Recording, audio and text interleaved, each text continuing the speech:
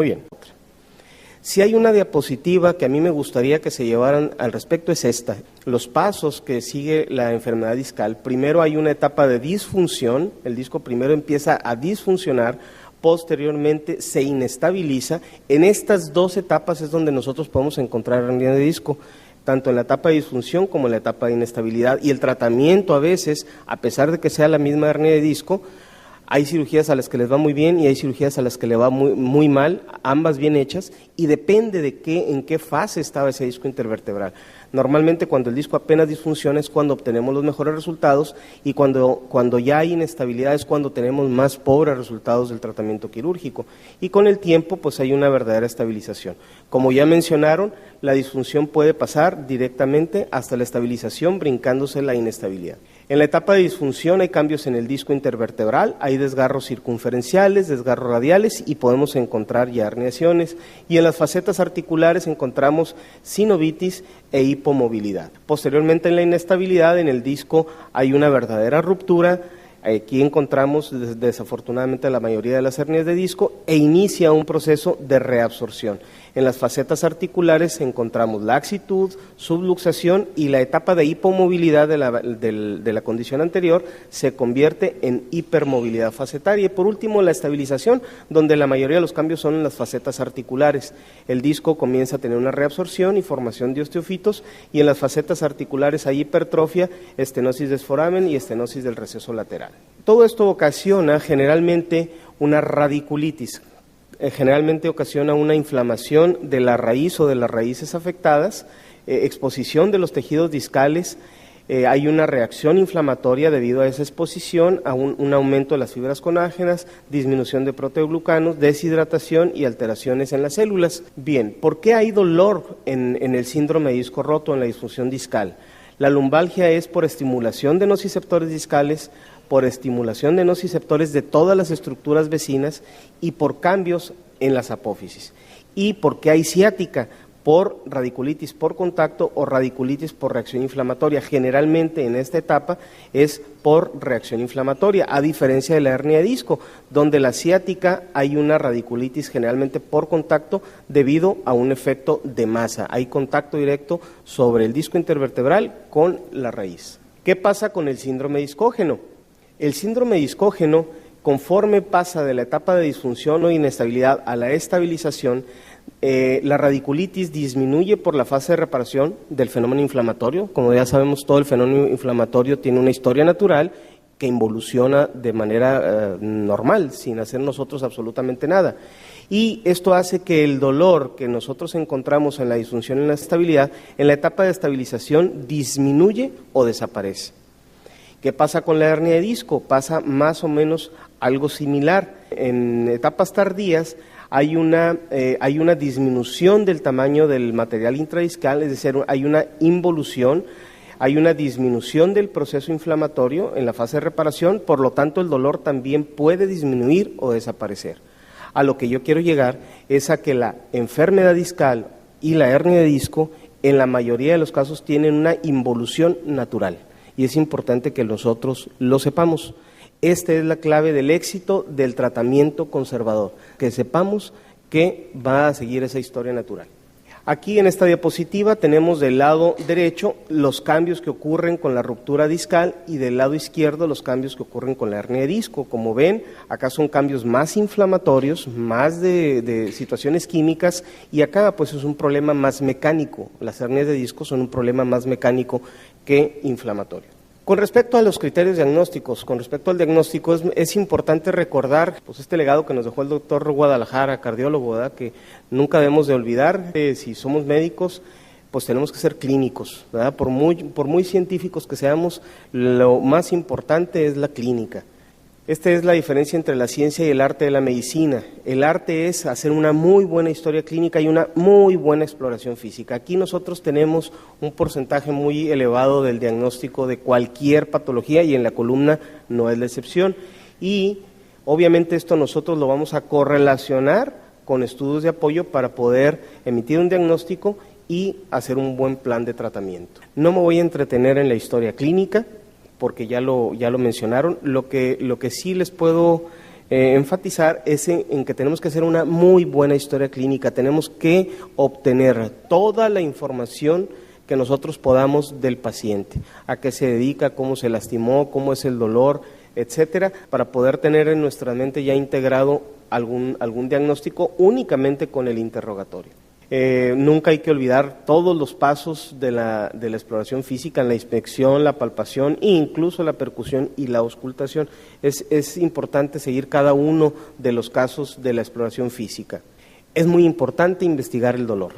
¿Sí? El dolor es una sensación, experiencia no placentera que se puede asociar o no a daño tisular. Generalmente cuando hay daño tisular a más daño, en términos generales, hay más dolor. El dolor siempre ocasiona cambios psicológicos, hay ansiedad, hay inseguridad del paciente y hay pérdidas expectativas de vida que pueda tener el paciente. En el caso del dolor lumbar, encontrar la causa del dolor no es fácil. De ahí que en términos generales todos los pacientes con dolor de espalda de manera inicial se pueden tratar igual. Es decir, nosotros podemos tener un síndrome discógeno, una hernia de disco, una espondilolistesis, una espondilolisis que únicamente estén cursando con lumbalgia y de manera inicial se pueden tratar todas igual. En términos generales hay dos tipos de dolor, el dolor lumbar propiamente, el dolor radicular, el dolor no radicular. Una cosa es que sea dolor referido y otra cosa es que sea dolor radicular, que sea una verdadera radiculopatía. El patrón es distinto. El dolor radicular propiamente es un dolor compresivo de la raíz nerviosa por atrapamiento, generalmente por una hernia de disco, aunque hay otras circunstancias que pueden ocasionar el problema, y como ya mencionaron, los signos de tensión de raíz. El dolor no radicular, pues es un dolor más inespecífico, es un dolor mal irradiado a una zona mal irradiada, puede ser a sacroiliaca, sacresta ilíaca, espinas ilíacas, trocánter mayor, puede ser un dolor en la nalga y en la parte posterior del muslo.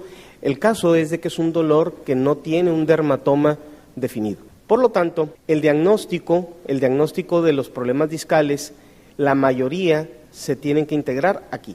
El diagnóstico tiene que ser primero clínico, debemos de sospechar dónde está el problema, tenemos que hacer una muy buena historia clínica, una muy buena exploración física y en base a eso nosotros pedir los estudios de imagen, racionalizar, es decir, cuándo vamos a pedir los estudios de imagen.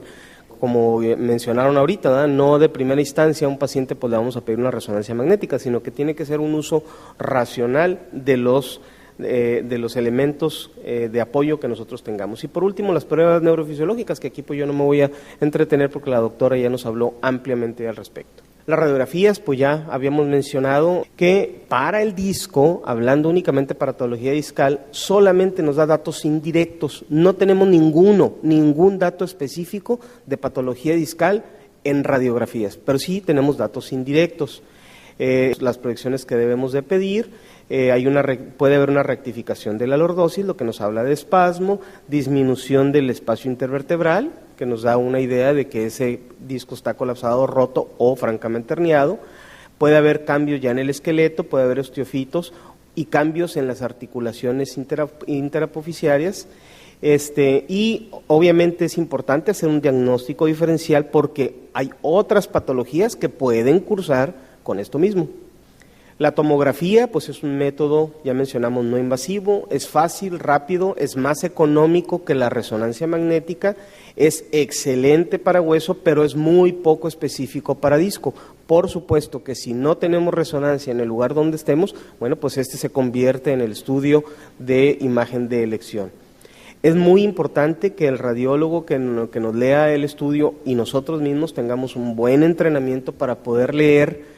Si queremos diagnosticar disco con TAC, pues tenemos que tener un buen entrenamiento porque es muy complicado diferenciar el disco, incluso una hernia de disco cuando está atrapando una raíz está bien tomada, o si es una máquina vieja, a veces es difícil diferenciar la raíz del disco simplemente. Y pues la TAC nos brinda una cosa buena que es la posibilidad de hacer una mielografía también, ¿verdad? Estudio que se llama mieloTAC, de ponerle medio de contraste.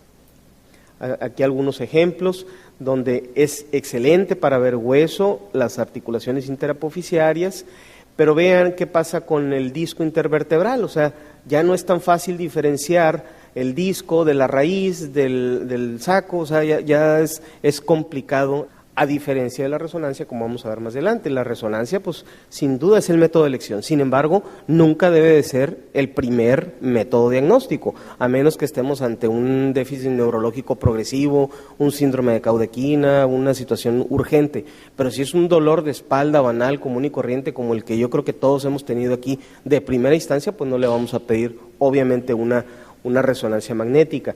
Es altamente sensible para el disco intervertebral, pero sí tiene menos sensibilidad que la discografía. La discografía, aunque es un acto de fe, pero hecha por el cirujano, nos da más información y realmente nos dice si el disco es la causa del dolor.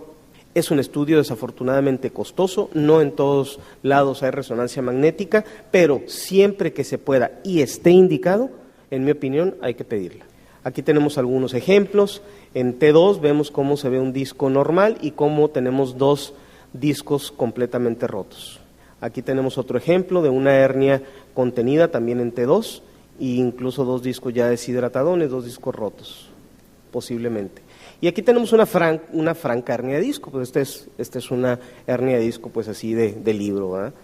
Aquí tenemos otra, aquí un corte en T1, vemos un disco intervertebral extruido y migrado. Aquí tenemos una migración del disco intervertebral. Entonces vean la diferencia de ver una resonancia magnética para disco en contra de la tomografía, ¿verdad? Y obviamente hay mucha diferencia, hay un mar de diferencia entre ambos estudios. La mielografía, pues es un método ya invasivo, obviamente hay que pedirla solamente cuando se sospeche de lesión intrarraquídea y cuando no tengamos la posibilidad de tomar un taco. Y la discografía, pues ya les mencionaba que debe de ser realizada por el cirujano, no debe ser realizada por el radiólogo, o el radiólogo lo puede hacer muy bien, pero tiene que ser una persona a la que nosotros realmente le confiemos el resultado. Si el radiólogo nos dice es positiva, pues es positiva. Si nos dice es negativa, pues es negativa. Nosotros no vamos a estar en el momento del estudio. Y lo importante es que se cumplan con estas dos cosas. Debe de provocar dolor y debe de tener un patrón positivo para poder ser. Yo nada más quiero recordar que antes de llegar a una cirugía tenemos que recordar lo siguiente. Primero, que la hernia de disco es una patología muy común. Segundo, que menos del 10% llega a cirugía y a largo plazo los resultados son muy similares tanto con manejo conservador como manejo quirúrgico y el paciente ideal que debe ser llevado a cirugía es aquel que tiene una síndrome de Caudequina, un déficit neurológico progresivo o en el cual ya falló el tratamiento conservador. ¿Y cuáles son las contraindicaciones? Pues que tengamos un mal paciente, que tenga ganancia secundaria, un paciente institucional generalmente o un paciente psiquiátrico, un mal diagnóstico, donde no hayamos podido hacer un diagnóstico diferencial, que nos equivoquemos de nivel, no tengamos el entrenamiento para hacerlo o que no tengamos el equipo para hacerlo. Muchas gracias.